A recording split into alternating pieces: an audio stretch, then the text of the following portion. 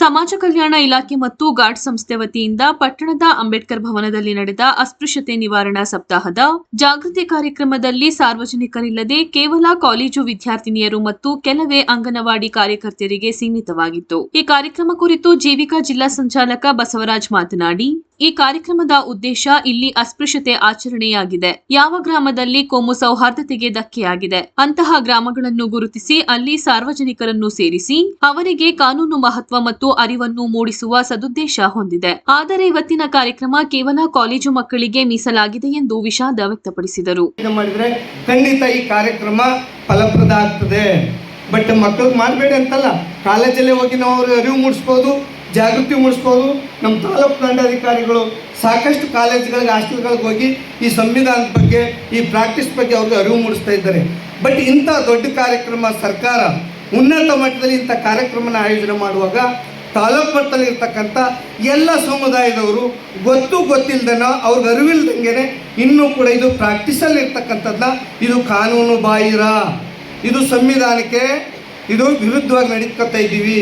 ನಿಮಗೆ ಗೊತ್ತಿಲ್ಲದಂಗೆ ಇಂಥ ಪ್ರಾಕ್ಟೀಸ್ ಇದ್ದರೆ ನೀವು ಇದು ಬಿಡಬೇಕಾಗ್ತದೆ, ಇದು ಕಾನೂನಿನಲ್ಲಿ ನಿಮಗೆ ಇದು ಶಿಕ್ಷೆ ಇದೆ ಅನ್ನೋದು ಯಾರಿಗೆ ನಾವು ತಿಳಿಸ್ಬೇಕು. ಕಾರ್ಯಕ್ರಮ ಉದ್ಘಾಟಿಸಿ ತಹಸೀಲ್ದಾರ್ ಶ್ರೀನಿವಾಸ್ ಮಾತನಾಡಿ, ಈ ದೇಶದಲ್ಲಿ ಸಂವಿಧಾನ ಜಾರಿಯಾಗುವ ಮೊದಲು ಜಾತಿ ತಾರತಮ್ಯ ಮತ್ತು ಶೋಷಣೆ ವ್ಯಾಪಕವಾಗಿ ನಡೆಯುತ್ತಿತ್ತು.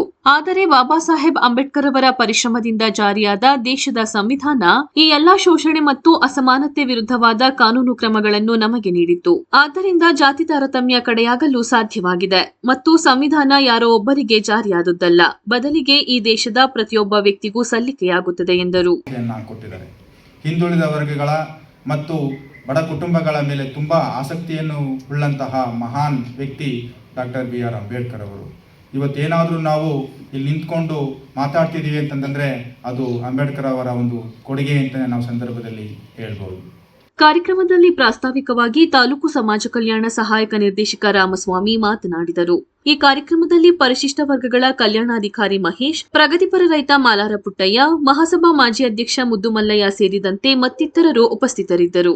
ಶೈಕ್ಷಣಿಕ ಸಂಸ್ಥೆಗಳು, ಆಸ್ಪತ್ರೆಗಳು, ಕ್ಷೌರದ ಅಂಗಡಿಗಳು, ಇತರೆ ಅಂಗಡಿಗಳು, ನದಿ, ಕೆರೆ, ಕಟ್ಟೆ, ಕೊಳವೆ ಬಾವಿ, ಇತರೆ ನೀರಿನ ಮೂಲಗಳು ಮತ್ತು ಇತರೆ ಎಲ್ಲ ಸಾರ್ವಜನಿಕ ಸ್ಥಳಗಳಲ್ಲಿ ಎಲ್ಲ ಧರ್ಮ, ಜಾತಿ, ಜನಾಂಗದವರಿಗೂ ಯಾವುದೇ ನಿರ್ಬಂಧವಿಲ್ಲದೆ ಮುಕ್ತ ಪ್ರವೇಶವನ್ನು ಕಲ್ಪಿಸಬೇಕಾಗಿರುತ್ತದೆ. ಇದನ್ನು ಉಲ್ಲಂಘಿಸಿದವರಿಗೆ ದಂಡ ಮತ್ತು ಜೈಲು ಶಿಕ್ಷೆ ವಿಧಿಸಲಾಗುತ್ತದೆ.